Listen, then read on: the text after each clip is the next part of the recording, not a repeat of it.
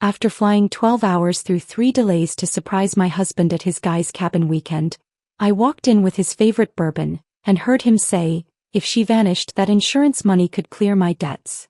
His friend laughed, "Or finally date her sister guilt-free."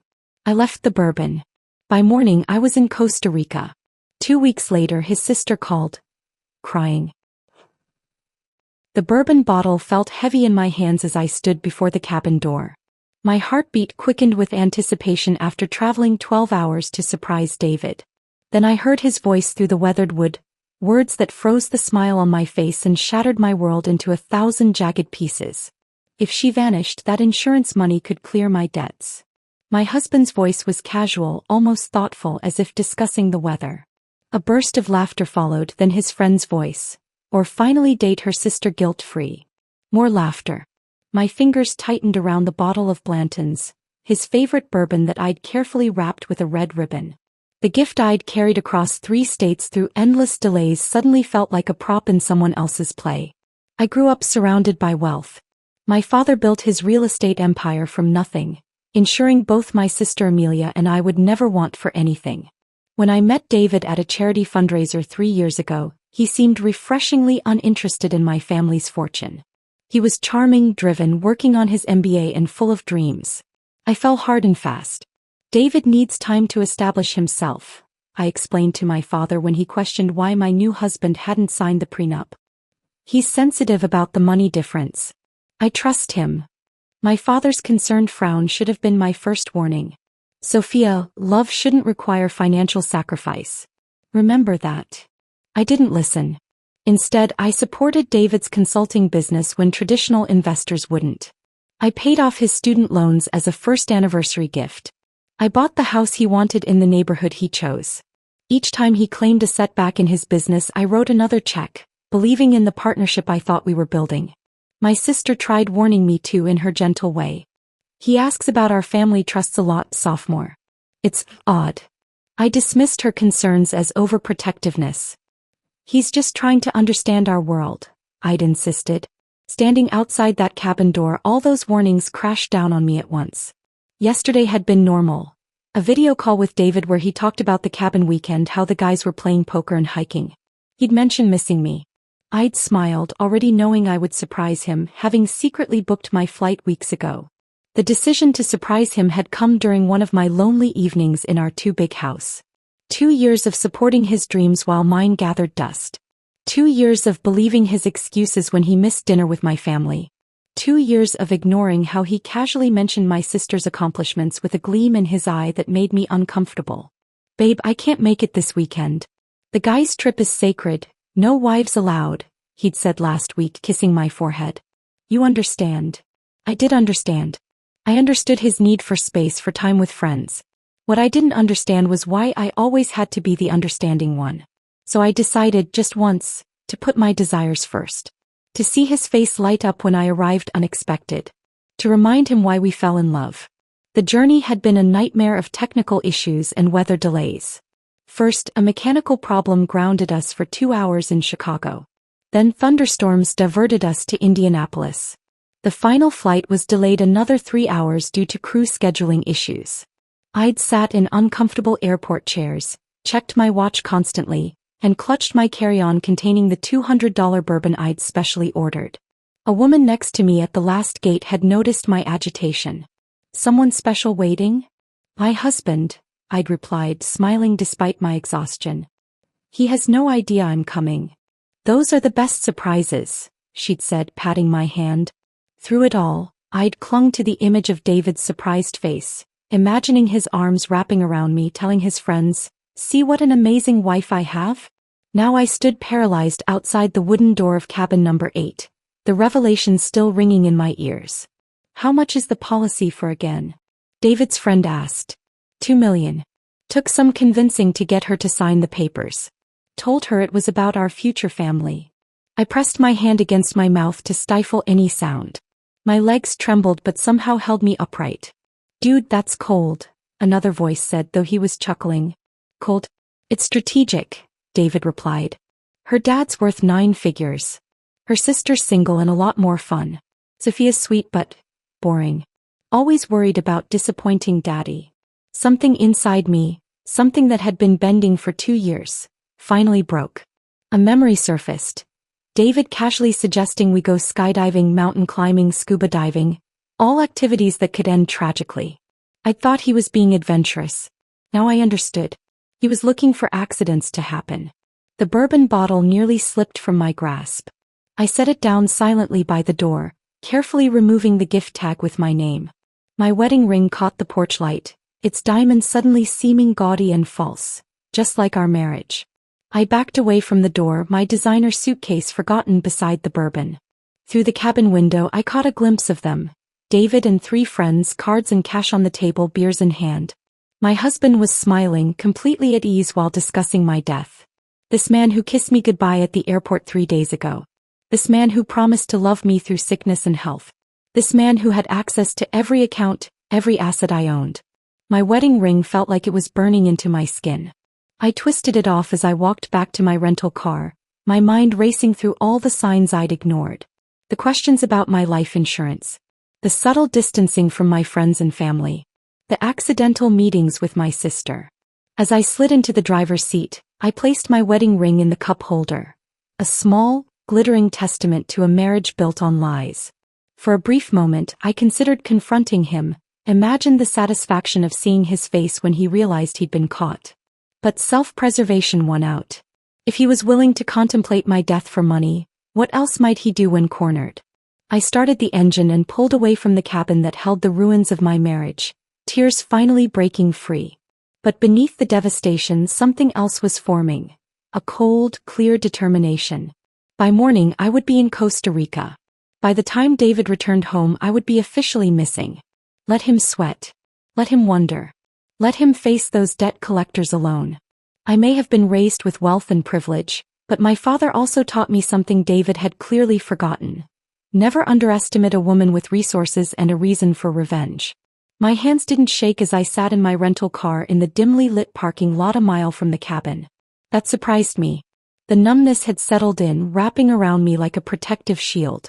I pulled out my phone and opened the airline app. One-way ticket. Furthest place I could think of on short notice. Costa Rica. Confirmation email arrived seconds later. No hesitation, no second thoughts. I drove to the nearest 24-hour pharmacy, purchased a prepaid phone and activated it in the parking lot. Then I called my assistant. Megan, I need you to do something for me, no questions asked. Of course, Ms. Reynolds. Is everything all right? I'm taking an extended personal trip. Emergency. I need you to cancel all my appointments for the next month. If anyone asks, including David, you haven't heard from me since yesterday. Pause. Should I be worried about you? No, I said, surprising myself with how calm I sounded. I just need time. I'll contact you when I can. I hung up and removed the battery from my regular phone. David could track that one. The rental car GPS could be tracked too. I returned it to the airport and took a rideshare to a different airport in the next state over. Every decision calculated, mechanical. As if someone else was moving my body while I watched from a distance. The red-eye flight was half empty. As the plane lifted into the darkness, memories flickered through my mind like an old slideshow, recontextualizing themselves in the harsh light of tonight's revelation. David commenting on my sister's dress at Christmas dinner. Amelia always had great taste. The way his eyes lingered. His suggestion that I change my will after we married. It's what responsible couples do. The hiking trip where he insisted on taking photos of me near cliff edges. Just step back a little more, honey. The swimming accident last summer, when I'd nearly drowned after he'd convinced me to swim further from shore than I was comfortable with. You're stronger than you think, he'd said, then somehow wasn't nearby when I started struggling. His casual dismissal of my fertility concerns. We have plenty of time for kids. Let's enjoy being just us for now. Was he waiting for the insurance policy to clear? The pieces assembled themselves into a horrifying mosaic. I wasn't a wife to him. I was a walking bank account with an expiration date of his choosing. The flight attendant touched my shoulder, startling me. Ma'am? Would you like some water? I realized I'd been silently crying. 16 hours and 3 flights later, I emerged into the humid Costa Rican air. My hastily packed suitcase contained 3 outfits, basic toiletries, my passport, and an envelope with $5,000 in cash that I kept for emergencies. I'd withdrawn another $10,000 from an ATM at my layover, maxing out the daily limit. My credit cards remained untouched, those could be traced. The taxi driver didn't speak much English, which suited me fine. I showed him the name of a small hotel I'd found online during my layover. Not a resort, nothing luxury. Nothing David would ever think to look for me in. Playa Hermosa, he nodded, pulling away from the airport. Through the window, lush greenery and colorful buildings blurred together. I was 3,000 miles from home, from the life I'd built, from the husband who'd been plotting my death. My wedding ring finger felt naked, the tan lines stark against my skin. The hotel, Posada del Mar, sat on a quiet stretch of beach, its weathered blue paint peeling in the salt air. The lobby consisted of a small front desk and a few rattan chairs. A ceiling fan turned lazily overhead. The older woman at the desk smiled warmly. Reservation? No, I hesitated. Do you have any rooms available? For a few weeks. She assessed me, disheveled, exhausted, eyes swollen from silent tears. Whatever she saw made her nod gently. We have a room with ocean view. Very peaceful. When she pushed the registration card toward me, I hesitated only briefly before writing Sophia Reynolds, my maiden name. A name I hadn't used in 2 years. A name that felt both foreign and like coming home. Just you, Senora Reynolds? Yes. Just me. On vacation? I paused, unsure how to answer. Starting over. Something in her eyes softened with understanding. She handed me a key, an actual metal key, not a key card. Room 8. Up the stairs, end of walkway. Very private. The irony of another room 8 wasn't lost on me. I'd stood outside one cabin door and lost everything. Now I was entering another room 8 to begin again. The room was simple, white walls, tile floor, a queen bed with a blue coverlet, and double doors that opened onto a small balcony overlooking the ocean. The bathroom had a shower with inconsistent water pressure. No air conditioning, just a ceiling fan. Nothing like the luxury hotels David and I usually stayed in. It was perfect. I dropped my suitcase and walked to the balcony. The sun was setting, painting the sky in shades of orange and pink. Waves crashed rhythmically against the shore. For the first time since hearing those devastating words, I took a deep breath. Night fell quickly in Costa Rica. I lay on the unfamiliar bed in the darkness, listening to the ocean and the unfamiliar sounds of night creatures. Reality began to crack through my protective numbness. My chest tightened. My breathing became shallow. Everything I'd been holding back crashed through. I curled into myself, sobs racking my body, muffled by the pillow I clutched against my face. I cried for the woman who had loved so blindly. For the future I thought I had.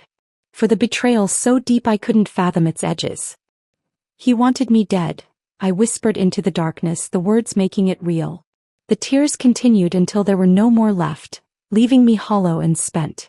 I dragged myself to the bathroom, splashed water on my face and caught my reflection in the spotted mirror. I hardly recognized myself. The woman staring back had shadows under her eyes and a hardness to her mouth that hadn't been there before. I returned to the bed and lay awake as the night hours crawled by. The ceiling fan created moving shadows across the walls. Somewhere nearby, music played faintly, then quieted. The ocean continued its endless conversation with the shore. As the first light of dawn crept through the thin curtains, I moved to the balcony and watched the sun emerge from the horizon, painting the water gold. Birds called to each other in the nearby trees. The world was continuing as if everything was normal. As if my life hadn't just imploded. I'd left everything behind. My home, my clothes, my identity as David's wife. All I had was myself. And for the first time in years I wondered if that might be enough. A knock on the door startled me. The hotel owner stood there with a tray, coffee, fresh fruit and toast. On the house, she said simply. First day is always the hardest. As she turned to leave, I found my voice. How did you know? She gave me a gentle smile. You're not the first woman to wash up on our shore looking for a new start, Senora. You won't be the last. After she left, I sipped the strong coffee and watched the beach come to life below. Locals walked their dogs. A fisherman pushed his boat into the surf. None of them knew me. None of them had expectations. For the first time since I'd heard those devastating words through the cabin door, I felt something other than pain. I felt possibility. For the first time since I'd heard those devastating words through the cabin door, I felt something other than pain. I felt possibility. Those words became my mantra over the next few days. I repeated them to myself each morning as I watched the sun rise from my balcony, coffee in hand. A ritual Sophia, the hotel owner, had established without asking. She'd appear at my door each morning, tray in hand, gentle smile on her weathered face. On my third day, when I tried to pay her for the daily breakfast service, she waved away my money. "First you heal. Then we talk business," she said firmly. That afternoon she knocked on my door again. "Come. Walk with me." I hesitated, but something in her motherly authority made me follow. We strolled along the shoreline, her sandaled feet leaving perfect impressions in the wet sand. "My husband left me for my cousin 20 years ago," she said without preamble. "I wanted to die. Dad, I bought this hotel. Sometimes the best revenge is simply living well." I stopped walking. "How did you know?" Sophia smiled. "Your eyes. They have the look of a woman betrayed. Different details, same pain." She gestured to the horizon. "Costa Rica has a way of rebuilding broken people." That evening I sat on my balcony watching tourists laughing on the beach below, couples holding hands, families building sandcastles, and felt a sudden, overwhelming isolation. I'd spent 3 days hiding in my room, nursing wounds no one could see. But what was I hiding from? David didn't know where I was. No one did. The next morning I ventured out before Sophia's breakfast delivery. The sand felt cool beneath my feet as I walked along the shoreline, watching the sky transition from navy to pink to brilliant blue. A local vendor was setting up his fruit stand, arranging mangoes and pineapples in colorful patterns. "Buenos dias," he called, waving me over. He sliced a piece of mango and handed it to me. The sweetness exploded in my mouth, a reminder that pleasure still existed in this world. This became another ritual. Morning walks, fresh fruit, exchanged smiles with locals who asked nothing of me. Each day I ventured a little further from the hotel. Each day the weight on my chest lightened fractionally. A week into my self-imposed exile, I passed a small salon tucked between a souvenir shop and a cafe. Through the window I caught my reflection, long hair pulled back in my signature neat ponytail. David had always loved my hair, called it my crown. He'd complain whenever I suggested cutting it.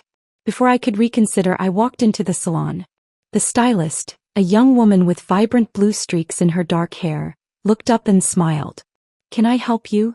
"I want it all gone," I said, pulling the elastic from my ponytail and letting my hair fall around my shoulders. "Short. Different. Not me, at least not the old me." She studied my face, then nodded. "I know exactly what you need." I closed my eyes as she worked, the snip of scissors oddly comforting. When she finally turned my chair toward the mirror, I barely recognized myself. My hair now fell in choppy layers that framed my face, highlighting cheekbones I'd forgotten I had. I looked younger. "Freer. Beautiful," the stylist said, satisfaction in her voice. I touched the ends of my hair. "Yes," I agreed. "It is." From the salon I walked to a small boutique selling locally made clothing. I purchased flowing linen pants, colorful cotton tops, comfortable sandals. Nothing like the designer labels that filled my closet at home. I threw away the clothes I'd packed, keeping only the practical items. The woman I'd been, the one who wore silk blouses and tailored slacks, who coordinated her accessories with precision, seemed like a stranger now. That evening, Sophia nodded approvingly at my transformation. "Now you look like you belong here." "I'm starting to feel like I do," I admitted. 2 days later, wandering through a quiet side street, I discovered a small art gallery. Paintings of local landscapes filled the walls. Vibrant, emotional interpretations of beaches and jungles that captured something beyond mere appearance. An elderly man sat in the corner, sketching. "You like art?" he asked in accented English, noticing my interest. "I used to paint," I replied. "Years ago. Before David. Before I set aside my creative pursuits to support his dreams.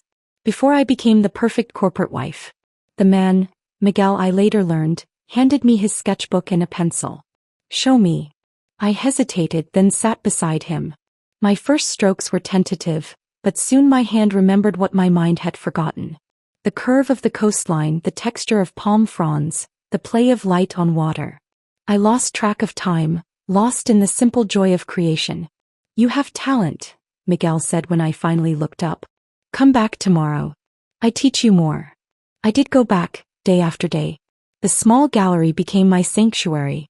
Miguel taught me new techniques, introduced me to local artists, encouraged me to experiment. I started with pencil sketches, then moved to watercolors, then acrylics. Each medium unlocked something that had been dormant inside me. "Your work has sadness," Miguel observed after a few weeks. "But also strength. This is good. Art should tell truth."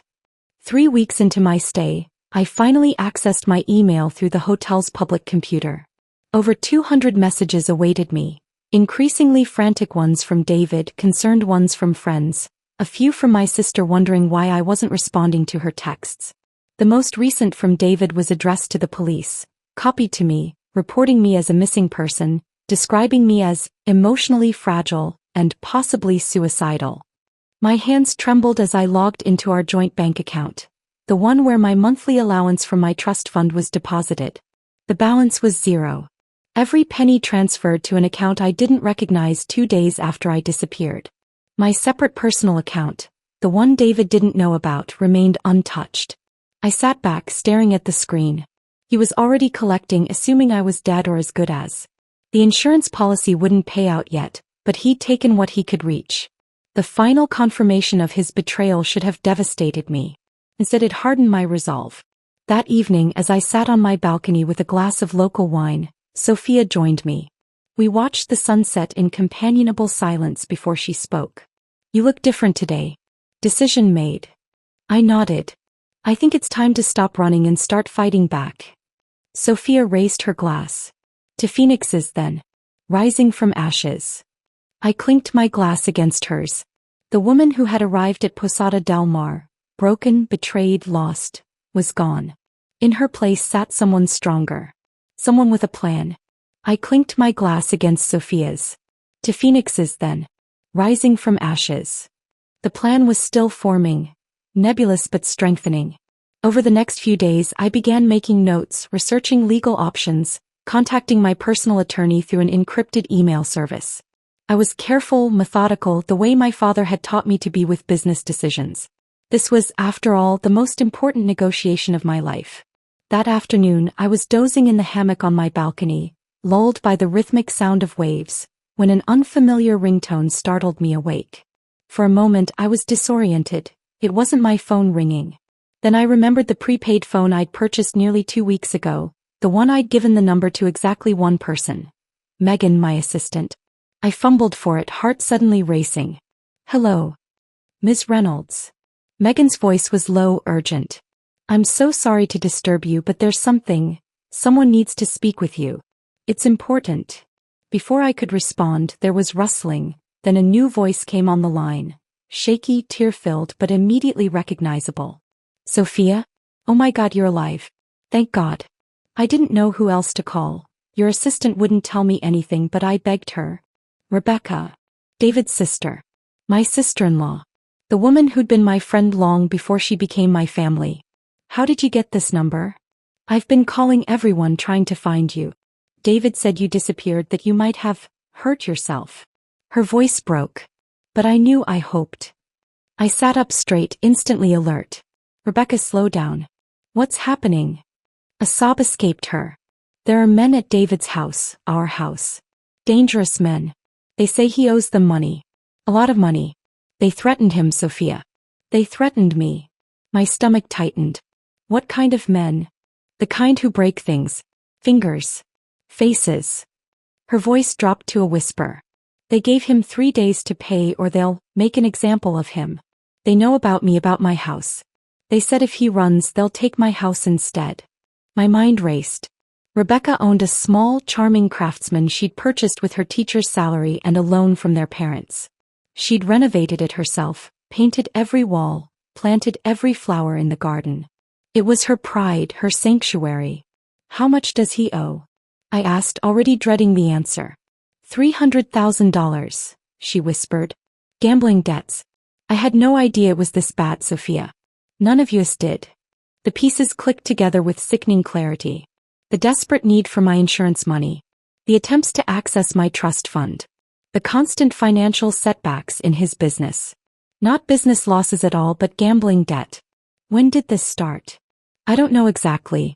He's always liked to bet on games, but the men said he's been building this debt for over a year. High-stakes poker, sports betting, even some underground casino. She paused. He kept asking to borrow against my house 2 months ago. I said no. Now I understand why. I closed my eyes, remembering the weekend trips with clients, the late nights at business dinners, the mysterious calls he'd take in another room. All those lies. Where is he now? Drinking himself stupid at his place. Sophia, he's a mess. You disappearing broke him. The police suspect him in your disappearance, did you know that? And now these men. I'm scared for him. The irony was almost too much. The husband who'd contemplated my death for financial gain was now being investigated for my disappearance. Under different circumstances, it might have seemed like perfect justice. Why are you calling me, Rebecca? I kept my voice steady, though my hands were shaking. What do you expect me to do? She hesitated. I thought, if you came back, explain to the police that you just needed time away. And maybe with your family's connections, the money. You want me to pay his gambling debts. It wasn't a question. I know it's asking a lot. But they'll hurt him, Sophia. Maybe worse. And I'll lose my house. Everything I've worked for. Rebecca, always the protector of her younger brother. Always making excuses for him.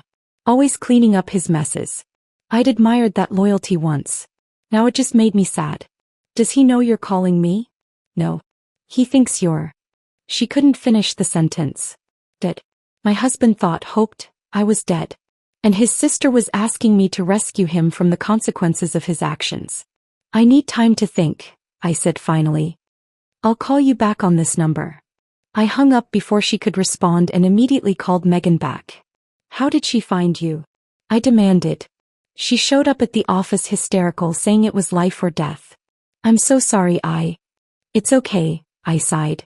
Just, no one else understood? Not even if they're crying. After hanging up, I walked to the beach, mind churning. The smart move was to stay hidden, let David face the consequences of his actions. Let him experience what it felt like to be desperate, afraid, alone. The debt collectors weren't my problem. His gambling addiction wasn't my problem. Her house wasn't my problem. But Rebecca had been my friend. She'd welcomed me into their family when my own was skeptical of David. She'd defended me when her mother made snippy comments about my wealthy upbringing. She'd been genuine in her affection, unlike her brother. I picked up a stone and hurled it into the ocean, watching it disappear beneath the waves. The choice before me wasn't just about David. It was about what kind of person I wanted to be in this new life I was building. The woman who fled in the night was justified in her self-preservation. But the woman I was becoming, stronger, clearer, more purposeful, she needed to make decisions she could live with. I returned to my room and called my attorney. After explaining the situation, I asked a single question. Can I pay someone else's debt without revealing my location or current status? There was a long pause. It's possible. Complicated, but possible. 2 hours and several calls later, I had my answer. I called Rebecca back. I'll handle the debt, I said without preamble. But there are conditions. Her breath caught. Anything. First, David never knows the money came from me. As far as he's concerned, I'm still missing. But the police. I've arranged for evidence of my international travels to be discovered. The investigation will shift from homicide to a missing person who doesn't want to be found. Second, you get David into rehab for his gambling. Real rehab, not a weekend program. Of course. Yes. And third, I continued, you sell your house and move. Somewhere he doesn't know about. Somewhere safer. Silence stretched between us. You think he'd hurt me? I thought of the cabin, his casual discussion of my death. I think a desperate man is unpredictable. And David is very desperate right now. After another long pause, she agreed. Before hanging up, she asked the question I'd been dreading. Sophia, what happened? Why did you leave like that? I closed my eyes, debating how much to tell her. Let's just say I overheard something that made me realize our marriage wasn't what I thought it was. Something unforgivable. Another long silence. Was it about me? My breath caught. What do you mean? David, he's always had this idea that you and I, that we. She couldn't finish. That you and I what, Rebecca? That we should be together. That I had feelings for you. Her voice was barely audible. It's why his last girlfriend left. He kept comparing her to you, then suggesting that we. The floor seemed to tilt beneath me. His friend's voice echoed in my memory. Or finally date her sister guilt-free. Not my sister. His sister. Rebecca, I said carefully, what exactly did David tell you about me? Rebecca, I said carefully, what exactly did David tell you about me? The line went silent for so long I thought we'd been disconnected. Finally her voice returned, small and uncertain. That you were unstable. That you had episodes. That you sometimes confused reality with fantasy. She paused. He said you accused him of things he never did, that you had paranoid thoughts about him wanting your money. A cold fury settled in my chest, so intense it felt like ice spreading through my veins. Not only had he planned my death, but he'd been laying groundwork to discredit me, painting me as mentally unstable to his own sister. I'm going to help you, Rebecca, I said, my voice steadier than I'd expected. But after this is done, we need to have a longer conversation about your brother. After arranging for the debt payment through my attorney, I made another call to Carlos Mendez, a private investigator my father had used for corporate matters. I'd met him several times at company events and trusted his discretion. I need everything, I told him after explaining my situation. Financial records, phone logs, emails, text messages. I need to know exactly what I was married to. This is going to get ugly, Carlos warned. Are you sure you want to see it all? I need to, I replied. For closure, yes. But also for protection. The next 3 days were the longest of my life. I continued my daily rituals. Morning walks, art lessons with Miguel, meals with Sophia. But my mind was elsewhere, spinning through possibilities, planning contingencies. The shock of David's betrayal had crystallized into something harder, more tactical. Carlos's first report arrived via encrypted email on the 4th day. I sat on my balcony with my laptop, took a deep breath and opened the file. The evidence was methodical, devastating, and far worse than I'd imagined. 3 months after we married, David had taken out an additional life insurance policy on me, one I'd never seen or signed for. The signature on the documents was a passable forgery of my own. The beneficiary was listed as David, naturally. The payout, $5 million. I stared at the scanned documents, remembering the weekend David had insisted I try skydiving despite my fear of heights. The boating trip where he'd encouraged me to go out alone despite the approaching storm. The hiking trail where he'd suggested I pose near the cliff edge for the perfect photo. All potential accidents. All with witnesses who would testify to his concern, his warnings that I was being too reckless. I moved to the next set of files. Phone records. Hundreds of texts between David and my sister Amelia over the past 8 months. Most were innocuous on the surface. Questions about my schedule, comments about family gatherings. But the undertone was clear once you knew to look for it. He was testing waters, gauging her interest, making subtle suggestions. Amelia's responses were polite but distant. When he grew more explicit in his flirtations, she began responding less frequently. The last exchange was from 3 weeks ago. David, we need to talk privately. I have concerns about Sophia that I can only share with you. Amelia, if you're worried about my sister, talk to her directly. Or seek professional help. I'm not comfortable with these conversations anymore.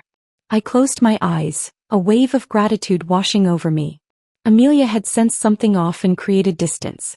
She hadn't encouraged him. Hadn't reciprocated. The relief was so intense it brought tears to my eyes.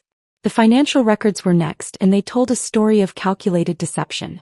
While claiming his business was struggling, David had maintained a secret credit card I knew nothing about. The statements showed purchases at luxury retailers, high-end restaurants, expensive hotels, none of which had been with me.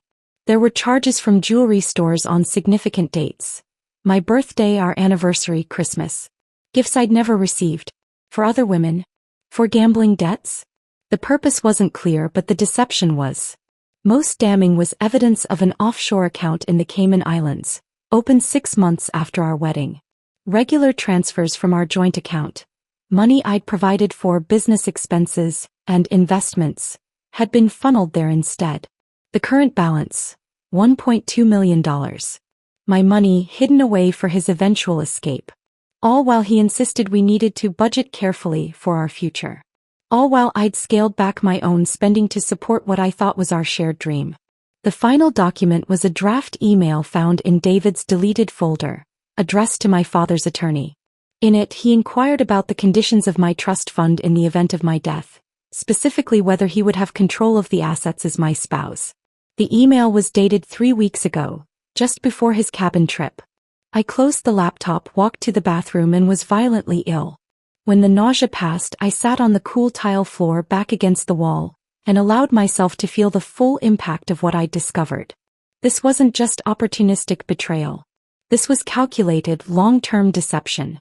This was a man who had married me for my money and was actively plotting my death. A knock at my door startled me.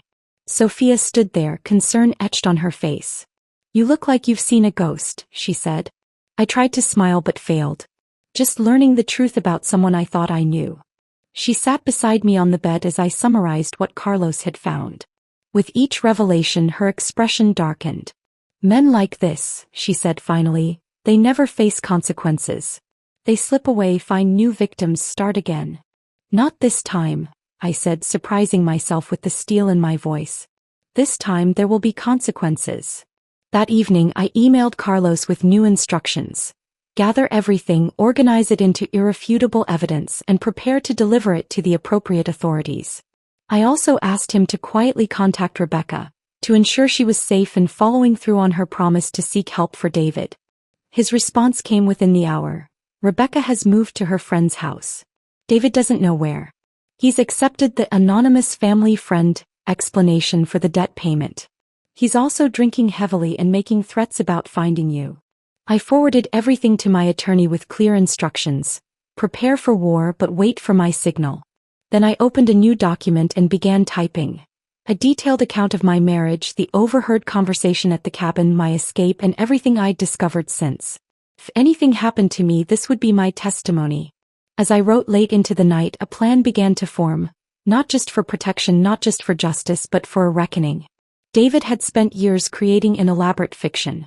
It was time to reveal the author behind the mask. As I wrote late into the night, a plan began to form. Not just for protection, not just for justice, but for a reckoning. David had spent years creating an elaborate fiction. It was time to reveal the author behind the mask. The preparation took another week. I needed everything to be perfectly timed, every contingency planned for. This wasn't about revenge, a hot, impulsive action fueled by hurt. This was about justice. Cold, deliberate, and complete. First, I consolidated my financial position.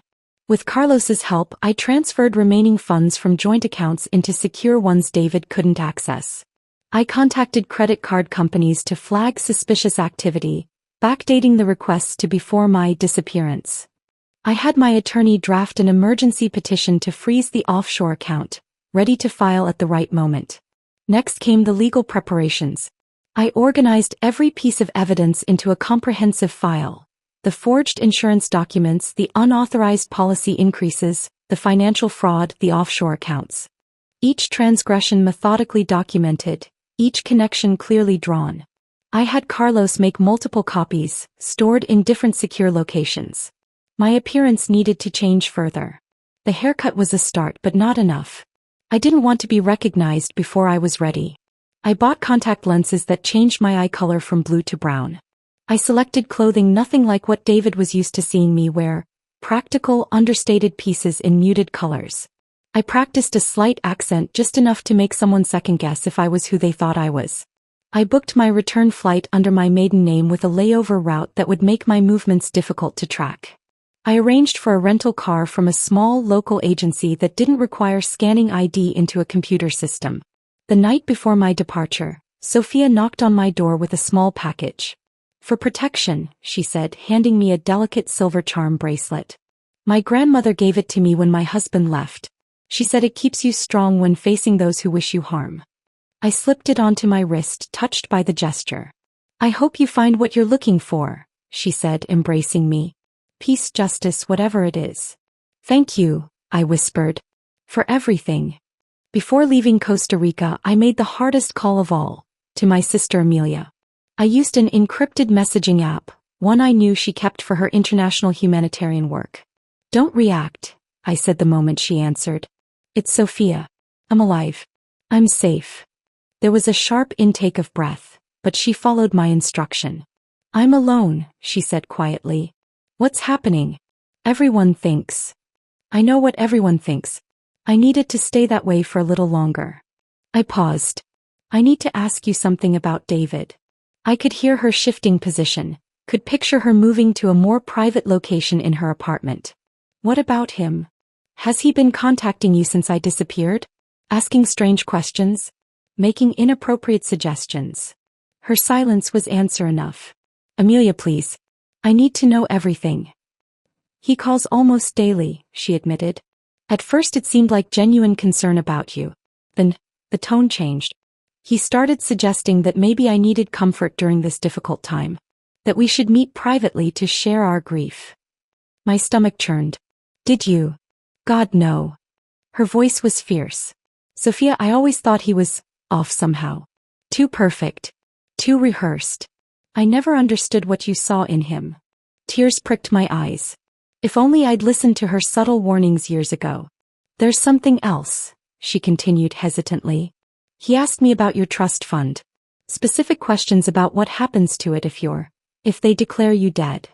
I need you to do something for me, I said. It's important that you act normally around him. Don't let him suspect anything. What's going on? Where are you? I can't tell you everything yet, but I will. I promise. For now, I need you to trust me. After a moment she agreed. My final preparatory step was ensuring Rebecca's safety. I had Carlos arrange for a security detail to monitor her new location discreetly. I also established an emergency fund for her through my attorney, accessible if needed. She was another of David's victims, manipulated and used in his schemes.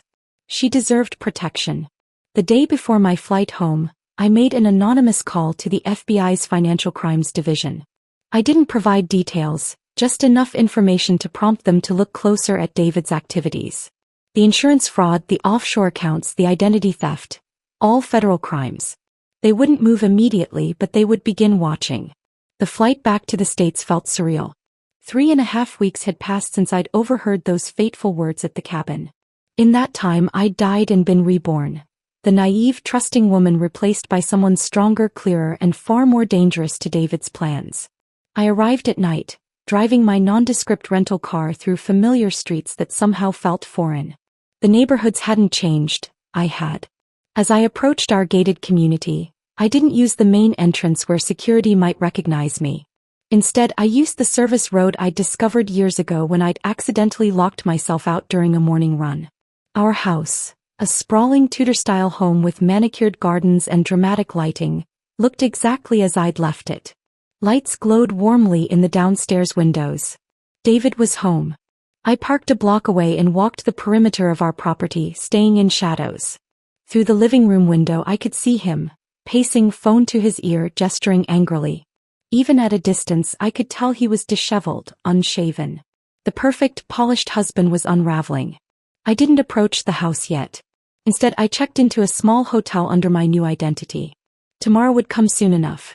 Tomorrow, when the debt collectors were scheduled to return, expecting the next payment. Tomorrow, when David would discover that his carefully constructed world was about to collapse. In my hotel room I laid out everything I would need for the confrontation.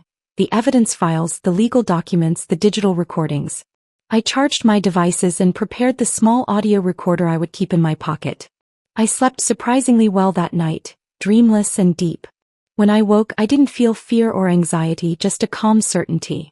I dressed carefully in clothes that gave nothing away, applied minimal makeup, and wore the silver charm bracelet Sophia had given me. As the sun set I drove back to our neighborhood. This time I didn't hide in shadows. I walked directly up our curved driveway, past the fountain that had been David's insistence, toward the massive front door with its decorative leaded glass. I didn't use my key. I didn't belong to this house anymore. Instead I rang the doorbell and waited, standing tall and unafraid as footsteps approached from inside. I didn't use my key. I didn't belong to this house anymore.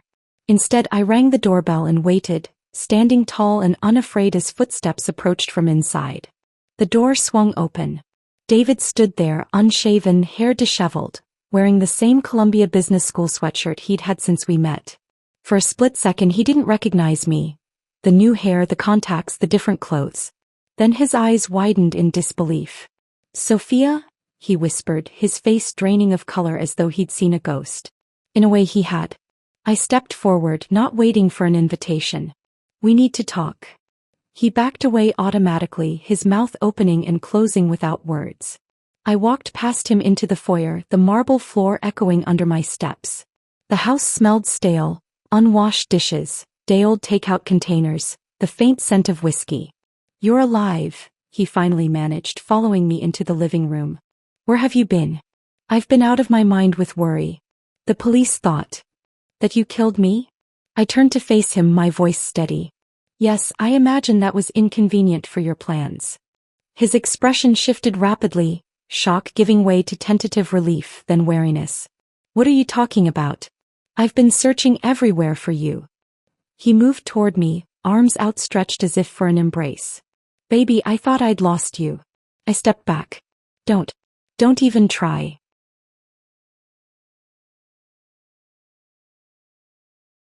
The calculated charm appeared then, the expression I'd fallen for countless times.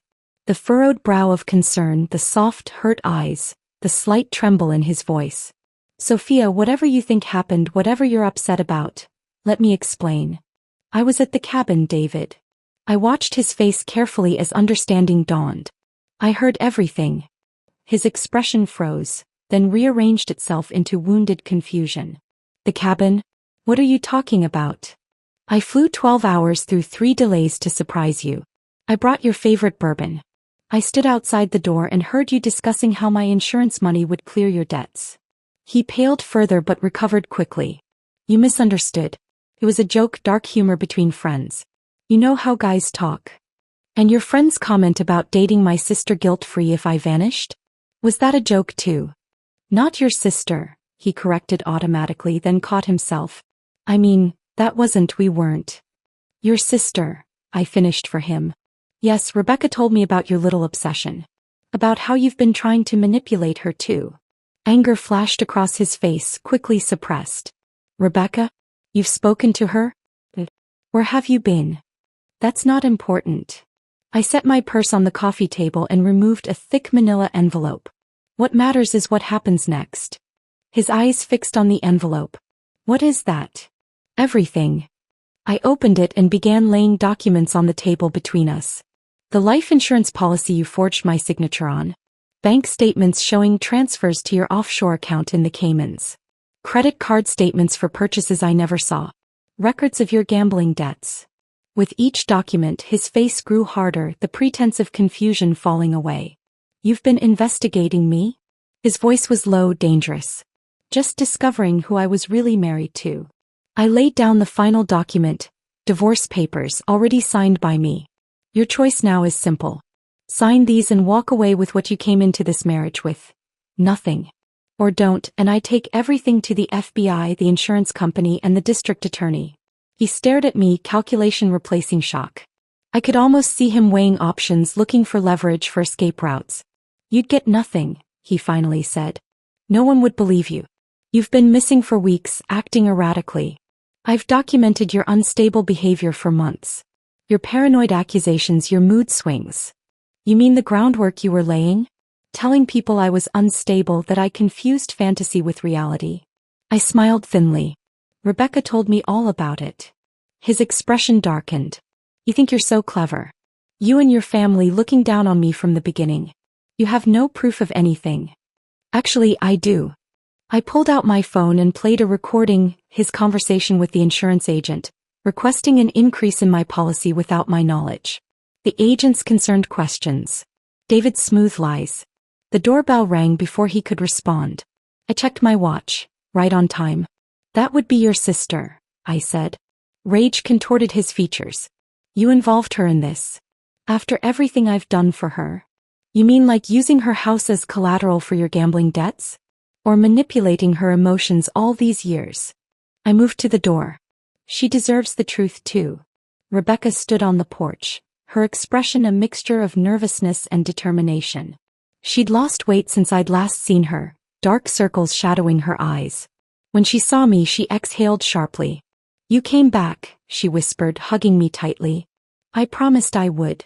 I led her inside to where David stood, tension radiating from him like heat. "You two planned this?" he demanded, looking between us. "My own sister betraying me?" Rebecca squared her shoulders. "No one betrayed you, David. You did this to yourself." I gestured to the paperwork spread across the table. "Rebecca has seen everything, David. She knows about the insurance fraud, the debts, your plans for me. She knows how you used her too. I would never have let them take your house," he said to her, his voice softening. "You know I'd never hurt you." Rebecca's laugh was hollow. "You've been hurting me my entire life. Making me responsible for your happiness, your problems, your mistakes.